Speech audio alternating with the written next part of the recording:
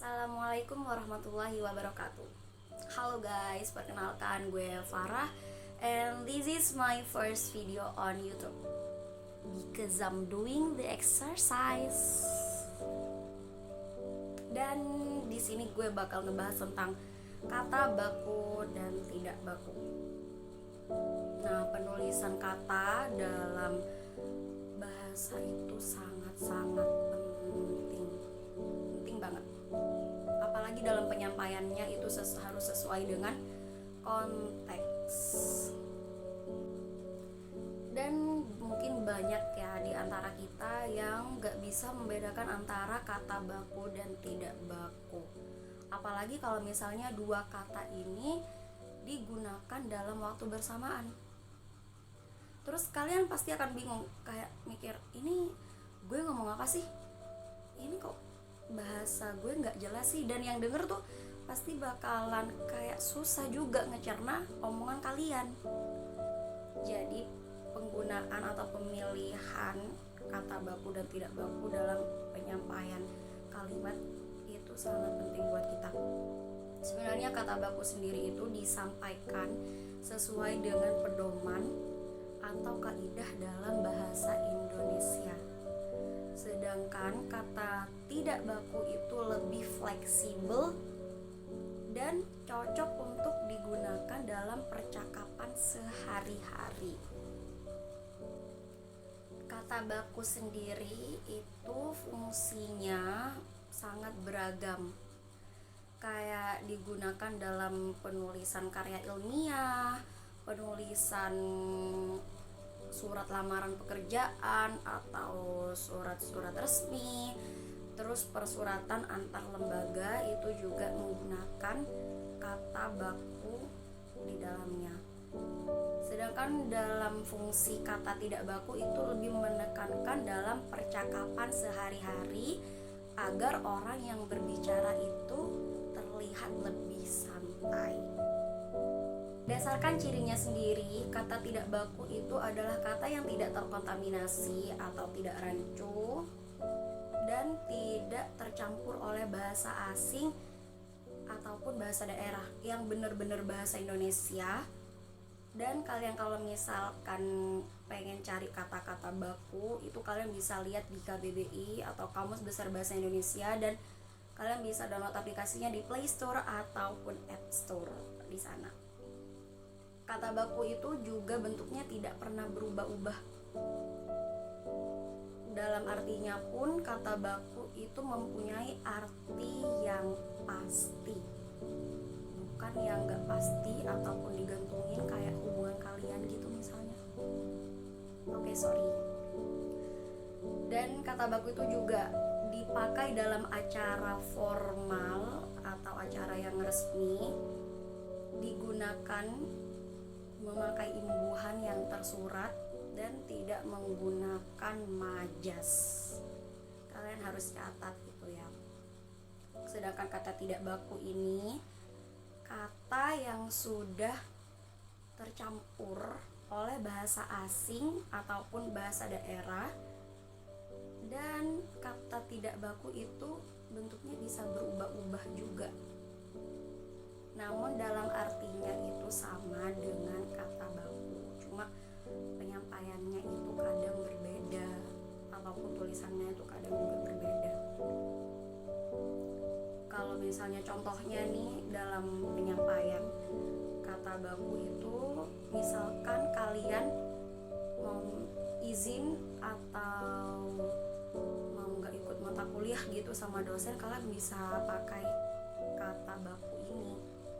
Kayak contohnya itu assalamualaikum, kalian ngechat dosen gini ya, kan sekarang lagi daring gitu, kalian ngechat dosen, assalamualaikum, nama saya ini, prodi ini, nim ini gitu kan. Biasanya kan kalau sekarang daring kayak gitu, kalian tuh bisa pakai kata baku, saya mohon izin tidak mengikuti mata kuliah pada hari ini dikarenakan bla bla bla lah. Nah, kalian bisa menggunakan kata baku di situ. Masa iya kalian mau ngechat dosen itu kalian bakal ngomong, Pak, Bu, sorry ya, saya itu gak bakal ikut mata kuliah hari ini, ya nggak mungkin lah kalian ngomong kayak gitu sama dosen kalian ya kan, atau enggak kalian bisa ngulang atau kalian bisa dapat nilai D. Kalian nggak mungkin ngancurin itu karena kalian cuma ngomong pakai gak, bukannya tidak. Kesannya tuh nggak sopan ya, meskipun dosen itu easy going sama kalian atau berteman lah sama mahasiswanya, tapi kita sebagai mahasiswa itu harus sadar dalam posisi kita sendiri. Sedangkan kalimat tidak baku itu contohnya ya kayak gue ngomong ini bener-bener gak baku. Gue kalau misalkan ngomong baku dalam video ini gue ngerasa aneh karena tiap hari tuh gue gak kayak gitu, gak ngomong bahasa baku kayak gitu. Beda sama di tempat-tempat tertentu, ada tempatnya sendiri gue ngomong bahasa baku. Jadi kalian bisa bedakan mana bahasa baku dan tidak baku. Awas aja kalian tuh nanti sama dosen tiba-tiba pakai bahasa nggak baku dan malah mungkin dosennya salah paham, terus bisa ada timbal balik yang buruk sama kalian. So kalian itu harus intelektual. Oke. Ngomongin soal intelektual nih, gue jadi ingat sama buku yang berjudul The Ignorant Schoolmaster yang ditulis oleh Ransir. Nah, di buku itu Ransir bercerita tentang seorang dosen yang bernama Jack Cottot.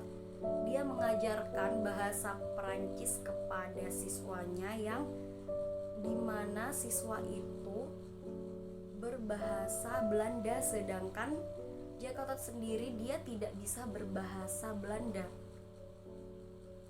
Pertama gue bakal mikir gak mungkin lah pembelajaran ini berjalan dengan lancar karena dosen dan mahasiswanya sendiri mereka sama-sama berbahasa dengan bahasa yang berbeda. Tapi yang paling mengejutkan pada akhirnya semua mahasiswa di sana bisa dengan lancar berbahasa Prancis. Dari kisah ini adalah contoh di mana pembelajaran itu mungkin akan terjadi dengan adanya kemauan dari siswa tanpa guru yang menyuapi pengetahuan kepada siswa dengan cara sepihak.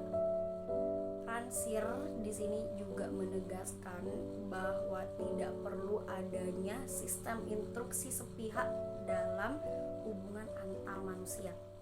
Dia juga menekankan manusia memiliki kesetaraan intelektual yang bahkan mungkin bisa membuat kita itu terkejut. Alasan kenapa argumen Ransir di sini sangat bermakna buat gue itu bukan karena Ransir membuktikan bahwa manusia memiliki kesetaraan intelektual, melainkan Ransir membuka akan adanya kesetaraan intelektual manusia. Dia juga ingin mengatakan bahwa kemampuan intelektual manusia itu tidak akan berkurang hanya karena seseorang tidak menerima pendidikan sejak dini ataupun kekurangan waktu untuk membaca buku karena ekonomi yang serba kekurangan. Untuk mewujudkan keajaiban seperti apa yang dilakukan Jack Cottot dalam kisah itu, kita harus membuang jauh-jauh pikiran kayak mikir gue gak bakal bisa ngelakuin ini atau gue itu gak bisa karena gue itu serba kekurangan. No guys, kalian itu harus percaya sama potensi yang ada dalam diri kalian sendiri. Sedangkan untuk membangun karakter atau kreativitas dalam diri kita itu diawali dari percaya pada diri kita sendiri dan menjadi diri kita sendiri. Just the way you are, di depan banyak orang, di depan semuanya. Kalian hanya perlu jadi diri kalian sendiri tanpa melepas persona ataupun menunjukkan ego kalian. Karena kalian itu bisa mencapai itu dengan kemampuan kalian. Kalian boleh punya standar ataupun role model, tapi kalian adalah diri kalian. cintai diri kalian apa adanya dengan kemampuan kalian sendiri. And remember this guys, loving yourself is the beginning of true love, and you are the leader of your own life. Oke, mungkin sampai sini video gue, dan sorry banget kalau misalkan banyak kalimat yang amburadul dalam penyampaian atau kata yang mungkin salah dalam penyampaian gue. Thank you so much karena kalian udah nonton sampai sini, and goodbye guys. Assalamualaikum warahmatullahi wabarakatuh.